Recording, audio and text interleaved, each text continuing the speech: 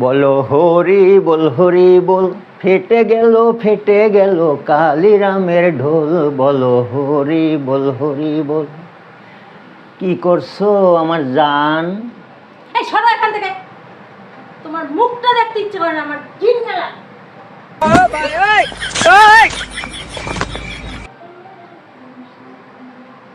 কি করে?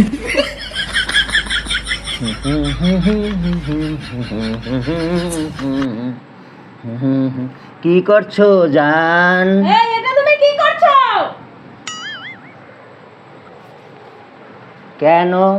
তুমি তো বললে আমার মুখ দেখতে চাও না, আমি পথ দেখিয়ে দিয়েছি।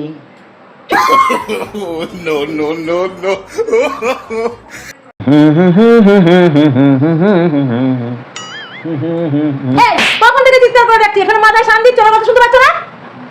তোমার মতো বকাটে মানুষের সঙ্গে না আমার কথা বলতে ভালো লাগে না। তোমার মতো শয়তান লোকের সাথে যদি আমার বিয়েটা না হতো না, তাহলে একটা ভালো একটা অনেক বড় একটা বেশ সুন্দর একটা বর জুটতো। কি করে? তাই তো ভাবি, কার ঘাড়ের ভূত কার ঘাড়ে এসে থাকলো। আমি কেন মরি না?